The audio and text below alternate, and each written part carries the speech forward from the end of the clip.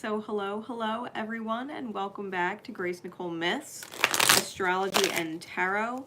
These are the Seeing Clearly Secret Codename readings for the new moon in Aquarius. These are personally purchased readings for individuals. They know which secret codename is theirs for their personal reading. For everyone else who did not get one but is drawn to one of the secret code names, there is most likely a message in there for you. All right, for those of you who are new to me in the channel, I have no filter and I do not sugarcoat myself at all. I just read, okay? I'm using my Prisma Vision Tarot and I'm using my White Light Oracle today for these energies. So, secret code name, Little Lion. And those who are drawn to this message in divine time, what would you have them see clearly, Spirit? Secret code name, Little Lion. What would you have them see clearly?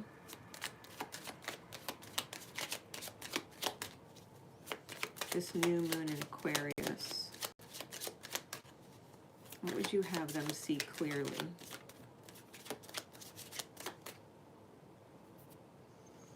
Got the Seven of Wands, sideways, the Five of Swords,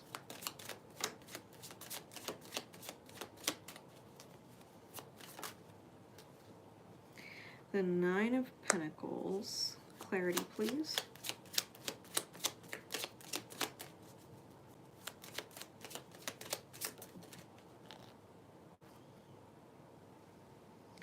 The Sun and the Four of Pentacles in the reverse. Clarify more, please.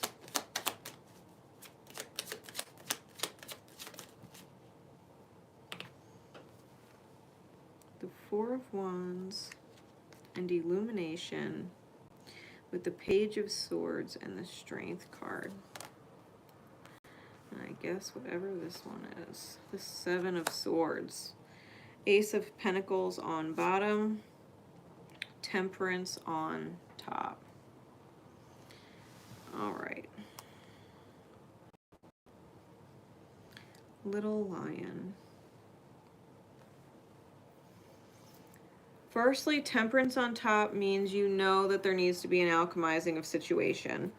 You know that you have to take a not so great situation or not so great reality, not so great people, and turn it into a blessing. Underlying issue is you got to open the fucking door and walk through the door. Okay? Literally, Ace of Pentacles shows a door. The door leads to a King of Chalices. A very intuitive King of Chalices. A transformative King of Chalices. Possibly Scorpionic and Piscean energy. Temperance is about alchemy. You know something's got to give. It can't stay like this, okay? Whatever the situation is you're dealing with, or whoever you're dealing with, you know it cannot stay like this. You're very well aware. Seven of Wands sideways.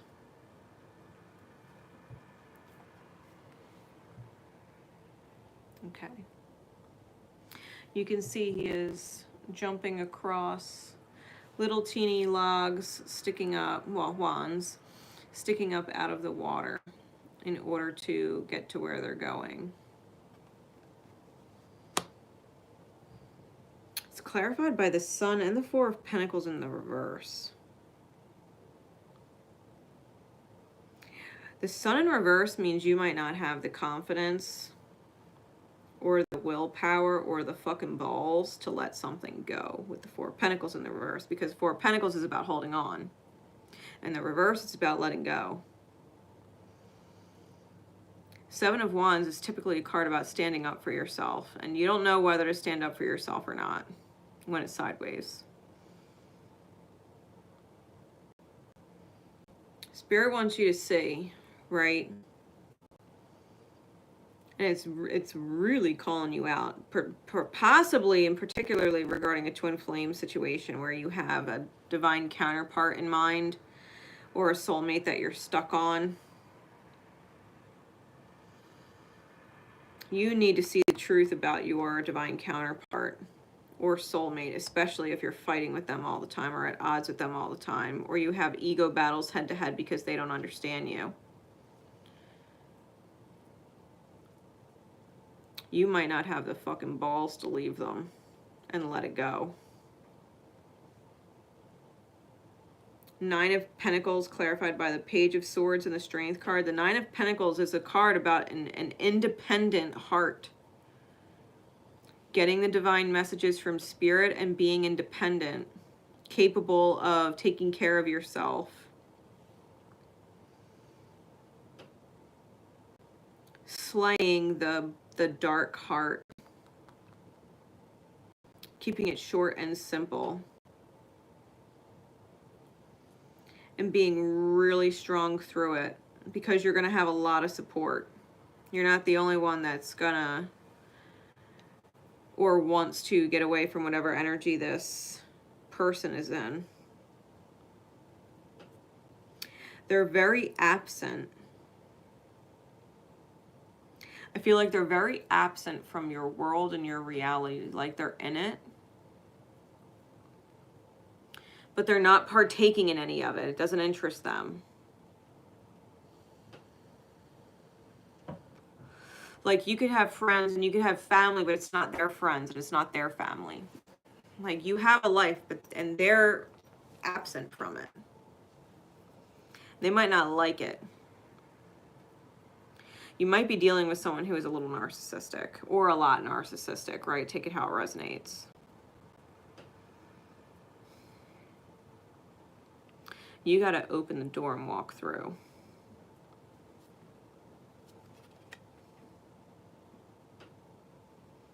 You have to be emotionally mature about it. Very reserved. Almost very matter of fact in your emotions. Like, you just don't like it. You just don't like it. You feel like life or joy is being robbed from you with the Seven of Swords.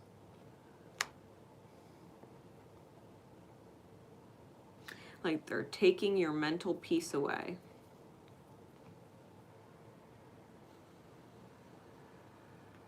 Or constantly making you choose, right? Putting you between a rock and a hard place. Like, for example, and like I said, take it how it resonates with you. It's just an example. You want to go out and see your family or see your friends, but they don't like your friends. And they say, it's fine, it's fine, it's fine. But then as soon as you go out with your friends or your family or whoever and you connect with them and you're not around them, you deal with them being a fucking asshole for however long. And so now the choice in your head is, well, I really want to see them, but I really don't want to deal with them being like that. And so you don't go. Or you do and then have to suffer for it. You know what I mean? You don't know how to stand up for yourself.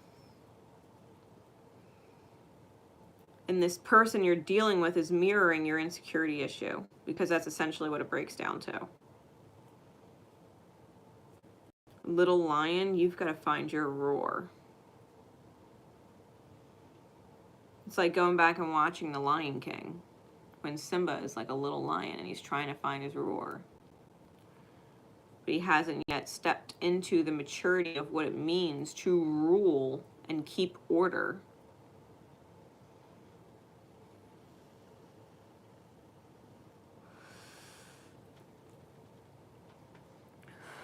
You've got to claim order in your life, because this person, whoever they are, this absent person, is chaotic. And if they had a place in your life in the long term, they'd be here. They are not here. Spirit needs you to see. Right? Seeing clearly. Spirit needs you to see. What's the guidance, please, Spirit? What card above all others for secret codename Little Lion? You've got to be able to stand up for yourself and walk out the door. You will have support, no doubt. But the confrontations with this person, you've got to find inner union within yourself.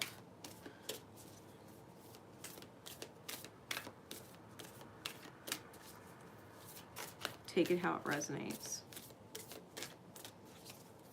Because this doesn't necessarily have to be a divine counterpart. It could definitely be a parent, you know what I mean? Or someone in your life that holds a lot of sway over you and throws their weight around.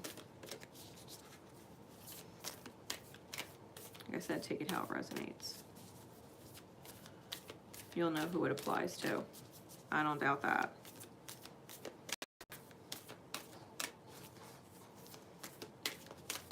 But they don't hold a place even in your present, let alone your future. Not in energy, not in soul. They're just thwarting you. What's the guidance, please, Spirit? This new moon in Aquarius for secret codename Little Lion.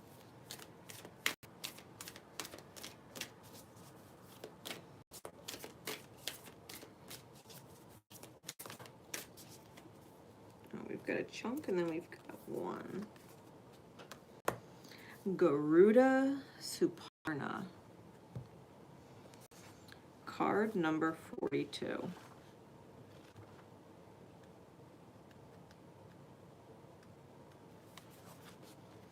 Let me read some of this for you. Cultivate confidence in yourself. You have the inner spiritual power to deal wisely and effectively with any situation. Don't allow anyone to take advantage of your kind nature. Reflect upon what action feels best for you to take and then follow through with decisiveness. Do not allow negativity to get a grip in your life. Positive energy and outcomes are indicated. Garuda is the mystical king of the birds, a mighty eagle-like divine creature celebrated in the spiritual traditions of the East. In Sanskrit, Suparna means to have powerful wings and fly well. This has spiritual significance as Garuda can cover great distances and reach tremendous heights. Garuda's earthly counterpart, the eagle, is said to use the powerful winds of a storm to fly above it rather than get caught within it. The eagle spirit is a wisdom teacher, one who advises how to utilize the storms of ego to fuel your capacity to rise spiritually, to face problems head on and use them to heal and grow. Eagle seeks higher sanctuary where negativities can be dealt with before they cause further problems. Another Sanskrit word accorded to Garuda is Vishari, which essentially means conqueror of poisons. Garuda Suparna augurs a time when you will need to rise above the pettiness of ego and ensure you nip negativities in the bud, lest they become powerful enough to cause havoc in your heart. You don't need to become ensnared within the drama of ego. Garuda fights on the side of the light and is a bringer of powerful protection and hope and is a symbol of rebirth. He is a capable warrior. His dark side can be seen in that he is merciless, that you would be perceived that way. In Buddhism, he is known as the dignity of wisdom. Sometimes our compassion can outweigh our wisdom. Our empathy allows troublesome behaviors or circumstances to fester and develop into far greater problems later on. If we had listened to our wisdom, we would have cut them off at the root. But while it can be harder to do so later, it is not impossible. And it is Garuda who teaches us to be unyielding when that is what wisdom calls for. You are dealing with someone who is, in fact, soul poison. Soul poison. When it says, relinquish the ego, let go of the ego, humble yourself, You have to understand, you are not a failure because you could not save this person. You are not a failure because you could not reach them, help them, get to their potential, whatever. People have to want to. People have to want to heal. If they're not healing, it is not your fault. It is not your fault.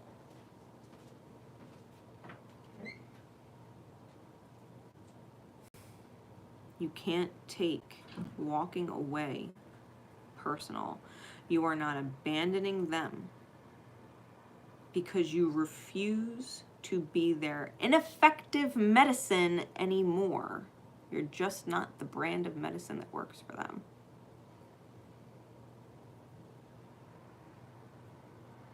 Just not effective. Not that you're not effective for other people. You might be effective for 99% of the people you come into contact with. But this one person just, they can't take your medicine.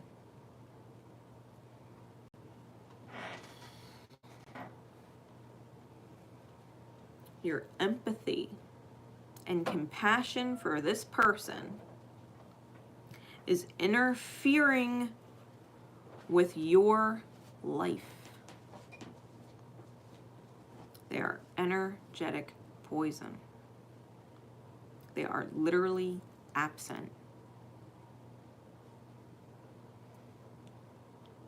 They hold no place. No place in your life. And yet your entire life might be revolving around them. And you've got to find the fucking balls to let them go. To let it go. To walk out the door. And turn a negative situation, temperance, turn a negative situation into a very beautiful learning experience that you will be forever grateful for. People either care that you care about them and they start to heal and make progress, or they don't. And the harder you fight to heal someone, the harder you're making it for yourself. Let the divine heal them. It's above your pay grade. It's above your energetic pay grade. Let spirit deal with them. Let spirit deal with them. You're like a beautiful Tylenol and they need a fucking steroid. You know what I mean? Like, you got to be able to let this person go.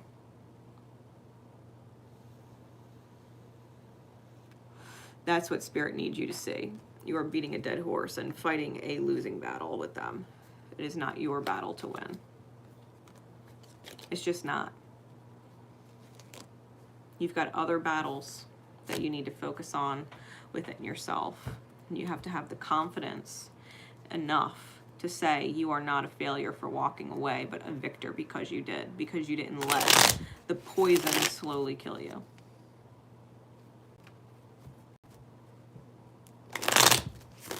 Let spirit deal with them. It's not your job. It's not your job.